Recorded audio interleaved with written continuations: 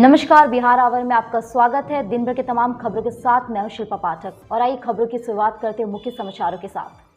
पश्चिम railway ने trade apprentice के 3,591 पदों पर निकाली भर्ती। इंक्रीमेंट ड्राइव के जरिए कुल 3,591 पदों पर भर्ती की जाएगी। नियुक्तियां feeder vendor, Turner machinist, carpenter, painter, mechanic, electrician, electronic mechanic समेत विभिन्न ट्रेड के लिए की जाएगी। इन पदों के लिए ऑनलाइन आवेदन प्रक्रिया 25 मई से शुरू होगी। इच्छुक कैंडिडेट्स इन पदों के लिए 24 जून तक www.rc-wr.com के जरिए ऑनलाइन आवेदन कर सकते हैं। मैनेजर ऑफिसर अकाउंट्स के पदों पर निकली भर्तियां।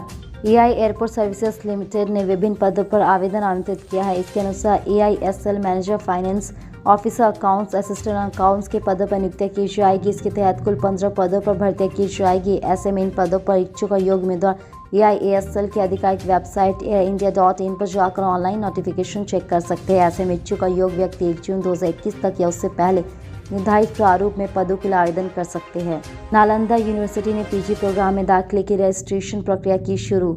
नालंदा यूनिवर्सिटी ने पोस्ट ग्रेजुएट प्रोग्राम में प्रवेश के लिए आवेदन प्रक्रिया शुरू कर दी। यूनिवर्सिटी ने PG प्रोग्राम में दाखिले के लिए एडमिशन की प्रक्रिया ऑनलाइन होगी। ऐसे में जो भी छात्र छात्राएं PG के विभिन्न कोर्स में दाखिला लेना चाहते हुए आधिकारिक वेबसाइट nalandauni.edu.in पर जाकर ऑनलाइन आवेदन कर सकते हैं। इसके अलावा चाहे तो नीचे दिए गए आसान स्टेप को फॉलो करके दाखिला ले सकते हैं। उम्मीदवार को PG में दाखिला के लिए अभ्यर्थियों को ग्रेजुएशन डिग्री में कम से कम 55% अंक होना चाहिए। इसके साथ ही उम्मीदवारों को अपना एक सेल्फ इंट्रोडक्शन प्रस्तुत करना होगा। वहीं संबंधित PG प्रोग्राम से जुड़ी ज़्यादा डिटेल्स के लिए यूनिवर्सिटी की आधिकारिक वेबसाइट पर विजिट कर सकते हैं। देश में बीते 24 घंटों में आए कोरोना के 2.76 लाख मामले, मौतों की संख्या में आई कमी। देश में कोरोना वायरस महामारी के हालात में धीरे धीरे सुधार हो रहा है। बीते 24 घंटों में देश में कोरोना के मामले एक बार फिर से 3 लाख से नीचे रहा है।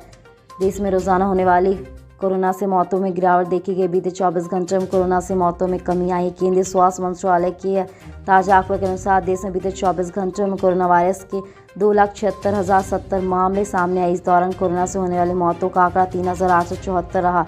पिछले कई दिनों में देश में मौत का आंकड़ा 4,000 से नीचे आया। बिहार में 24 घंटे में 104 लोगों की गई जान। बुधवार को 24 घंटे में 104 लोगों की जान गई। इसमें राजधानी पटना में इलाज के दौरान 11 लोगों की मौत हो गई। संक्रमण के मामले को लेकर जांच तो बढ़ा दी गई, लेकिन मौत का आंकड़ा कम नहीं हो रहा है।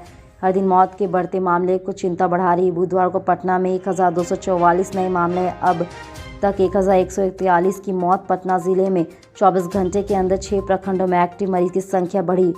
पटना सदर अस्पताल में 14 प्रखंडों में संख्या कम हुई। शेष 3 प्रखंडों में एक्टिव मरीज की संख्या स्थिर। जिला प्रशासन के द्वारा जारी आंकड़ों के मुताबिक 24 घंटे के अंदर जिले में स्वस्थ होने वाले मरीजों की संख्या 1,423 है। अब एक्टिव मरीजों की संख्या 9,148 रही और इनमें 8,866 मरीज होम आइसोलेशन, जबकि 282 अस्पताल और कोविड हेल्थ केयर सेंटर में भर्ती है।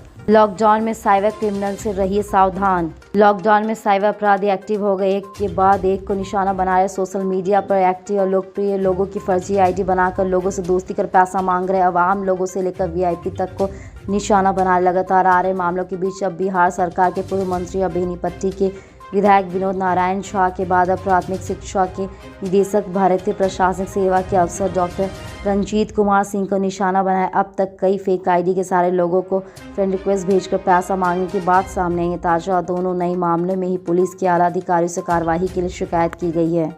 जुमई में लूट, सोनो पुलिस ने किया पर्दाफाश, एक आरोपित गिरफ्तार। जुमई सोनो थाना क्षेत्र के सबरजोर में भारत फाइनेंस इक्विपमेंट्स कंपनी के फील्ड वर्कर्स लूटकांड के साथ खैरा थाना के चौकीदार में बंधन बैंक कर्मी से लूटकांड के उद्भेदन में सोनो पुलिस को बड़ी सफलता मिली। जी हां, पुलिस ने तकनीकी सेल की सहायता से लूटकांड का उद्भेदन करते लूटकांड में शामिल 4 अपराधियों में से एक का खैरा थाना क्षेत्र के केवाल भरतिया से गिरफ्तार कर लिया है।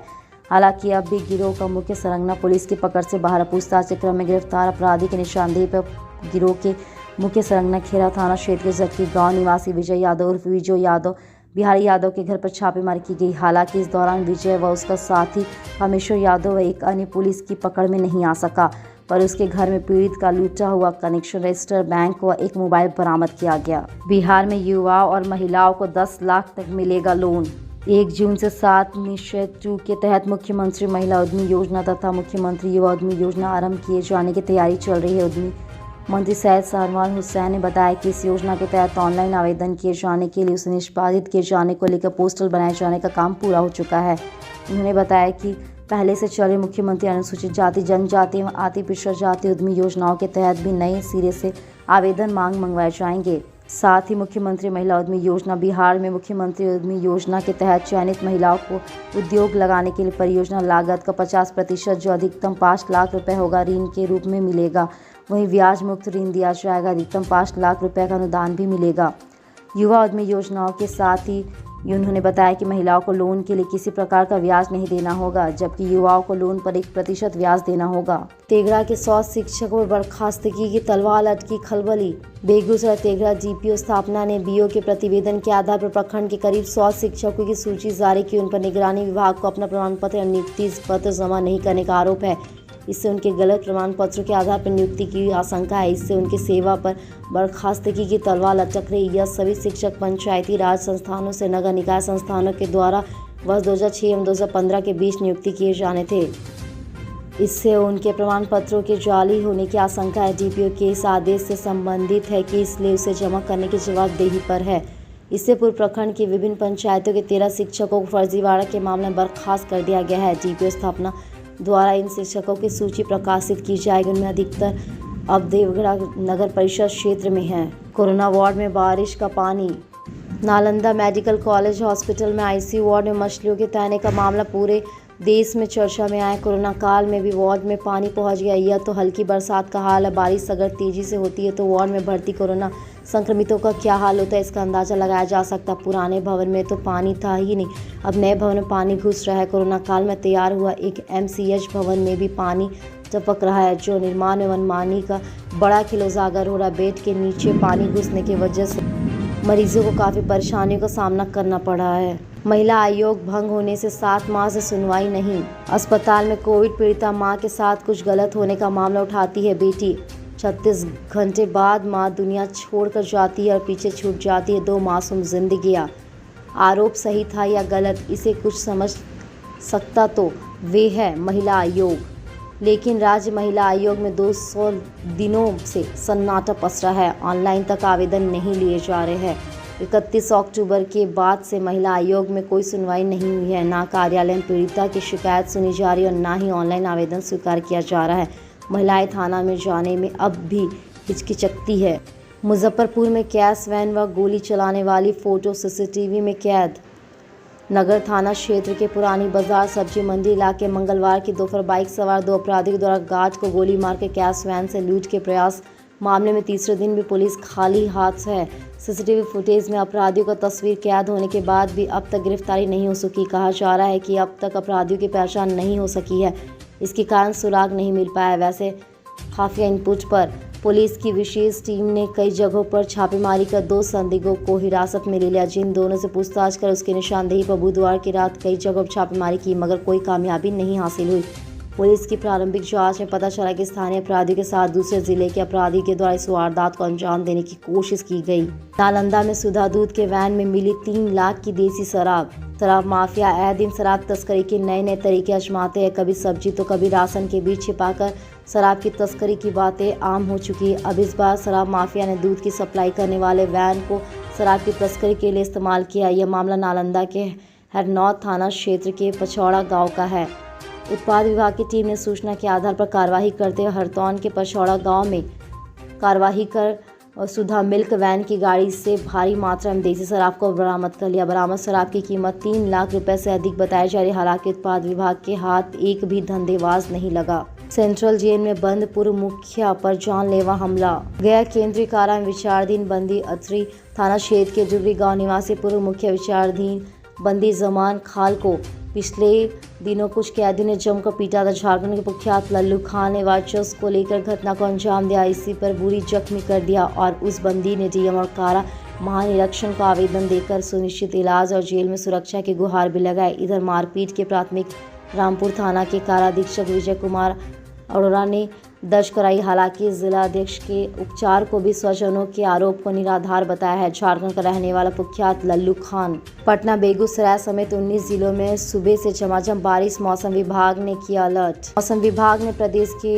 19 जिलों के लिए अलर्ट जारी कर दिया। पटना, अररिया, बेगूसराय, मुंगेर, दरभंगा, बेतिया में गुरुवार सुबह से ही बारिश हो रही है। इसके अलावा सीतामढ़ी, शिवहर, नालंदा, शेखपुरा, गया, नवादा, समस्तीपुर, लखीसराय समेत 19 जिलों के लोगों को सावधान रहने को कहा गया। मौसम विभाग की ओर से बारिश के साथ वज्रपात की भी चेतावनी दी गई। साथ ही विभाग की ओर से राज्य के अन्य 15 जिलों में भी सावधानी बरतने को कहा गया। वहीं झमाझम बारिश से लोगों को गर्मी से राहत मिली। मुंगेर के धराधर में बारिश की वजह से जल जमाव की स्थिति बन गई है। लोगों को रेलवे ट्रैक से गुजरना पड़ रहा है। अब एक कॉल पर एग्जाम और रिजल्ट का तनाव होगा दूर। एग्जाम और रिजल्ट के तनाव में मानसिक परेशानी के शिकार हुए स्टूडेंट के लिए सीबीएसई ने बड़ी तैयारी की है। जी हां, अब एक ऐसा कॉल सेंटर तैयार किया जाए स्टूडेंट की समस्याओं का समाधान एक कॉल पर हो जाएगा। यहाँ टीचर स्टूडेंट के साथ गार्जियन भी फ़ोन कर सकते हैं। सीबीएसई के केंद्रीय कॉल सेंटर से छात्रों के साथ टीचर और गार्जियन को भी काफ़ी राहत होगी। इन नंबरों पर करें कॉल।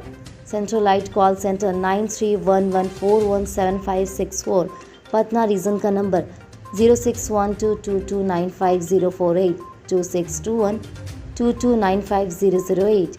ये नंबर भी किए गए जारी। सामान्य जानकारी के लिए 2250-9256-2250, 9257 पर संपर्क कर सकते हैं। शिकायत के लिए 22528258 पर संपर्क कर सकते हैं। परीक्षा के लिए जानकारी के लिए 2251-7250, 2242-0422 पर संपर्क कर सकते हैं। ताउते ने बिगाड़ा 6 राज्यों का मौसम। दिल्ली में बारिश का 120 साल पुराना रिकॉर्ड टूटा। राजस्थान में 14 घंटे पर बरसे बादल। केदारनाथ में बर्फबारी।